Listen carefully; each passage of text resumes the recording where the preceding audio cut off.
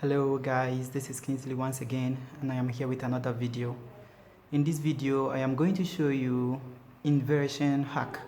That's how I call it, because in this video I'm going to show you how you can be able to play inversion, in all keys with no hassle.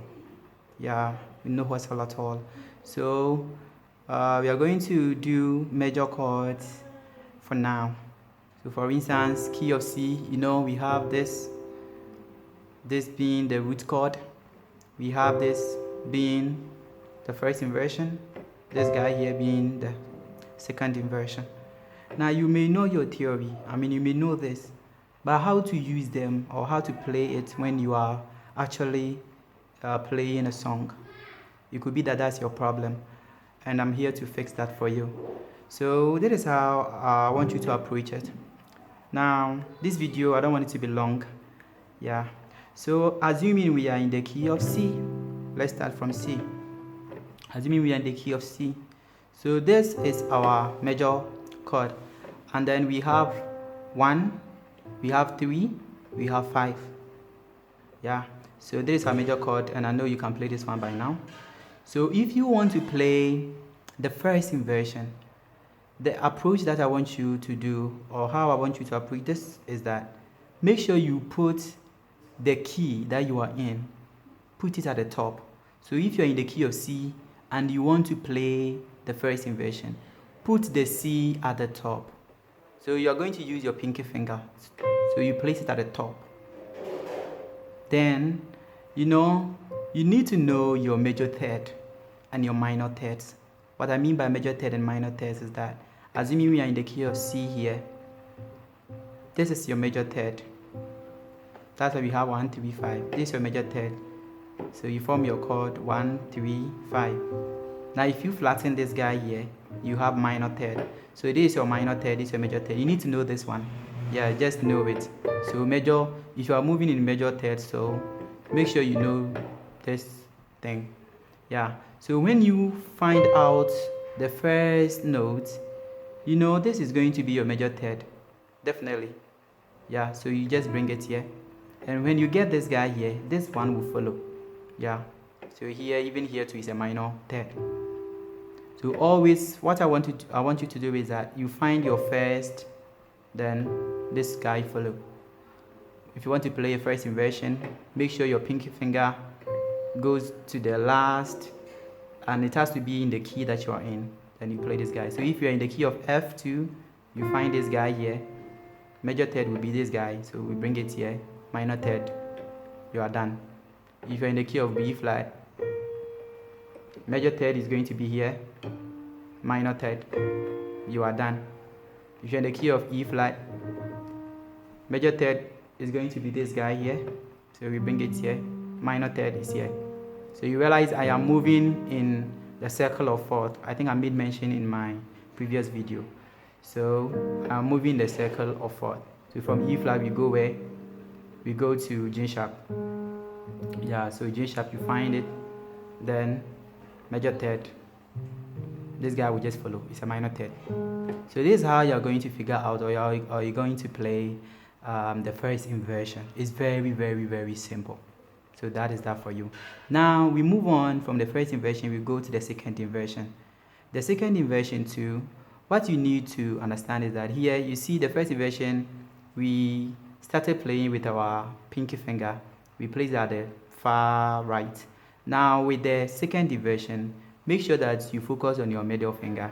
So your middle finger would first of all play the key that you are in. So if you are in the key of C and we want to play second inversion, our middle finger is going to play that particular key. Then we look for the remaining two. So when you get this guy, the major third will just follow. And when you get this one, I'm sure that this fit here is very, very, very, very simple. If you know your circle of fourth, maybe you can even apply that knowledge. So when you get these two guys, you ask yourself, which key leads to 6? So from G, the circle of fourth, from G you go to C. But if you can't think in that way too, I'm very sure that when you get this, the rest will just follow. So you find your middle, this guy follow. So you find your middle, they follow. You find your middle, they follow. You find your middle, just that. Yeah, so you find your middle, yeah, you find your middle. So that is how you're going to play. So always with the first inversion, the key that you are in is going to be at the top. So in the key of C, it's going to be at the top, then you play it. With the second inversion, the key that you are in is going to be in the middle. So you're going to use your middle finger, then you play it. It's very simple as that. So when you practice, I'm very sure that you're going to get there. Now I also have another approach. Yeah, and this approach is also, I have placed it into 3 categories. I mean the keys, you see we have 12 keys. So I have placed the 12 keys in 3 categories, meaning each category is going to have 4 keys. So the first category consists of key C, and then F, G, and then F sharp. Yeah, so here we are going to look at how our hand is placed on the keys. So we are going to use the position or the placement of the hands. Yeah, so in the key of C, if you want to play the first inversion, look at the shape. This is the shape for the first inversion. Now take the same shape, you see, you can take the same shape and even bring it to where? F. You see, it doesn't change. The same shape. The same shape. And then you can also bring it to where? G. Always first inversion, the key that we are in is at the top. So it doesn't change. You see? So the same shape. And you know that we are going to F sharp. I said C, F, G, and F sharp. They are in the first category. So here, so you find your last note, which is supposed to be the key that you are in. So we are going to F sharp. So the same shape, you bring it there. So you realize that these guys have the same shape. They have the same shape. So C, F, G, F sharp. They all have the same shape. And you're good to go. If you practice this one, you will get acquainted. Yeah, you'll get used to it. I'm very sure. So we move on to the next category. And the next category is going to comprise of E flat. So this is the placement. So E flat, we have this guy here. So this is the shape. And from E flat, where are we going? We are going to G sharp, right? Yeah. So from E flat, we go to G sharp. And you will see that the same style, the way I've placed my hand here is the same thing. You see? So from here, you come here. Then from G sharp, we go here, C sharp. Don't forget that it's always supposed to be at the top. We are playing the first inversion. So when I say the top notes, I mean the one to your extreme right. So we have our E flat, we have our G sharp, and then we have our C sharp. Then lastly, we have our B flat. I think this one differs slightly. This differs slightly. Yeah.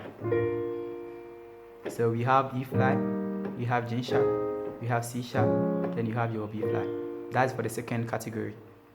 It's very simple. And then the last category is going to comprise of E. So I'll put it at the top here. So E. So I have my E here. Then from E, I go to A. The same placement, the same hand position or placement. You bring it to your A.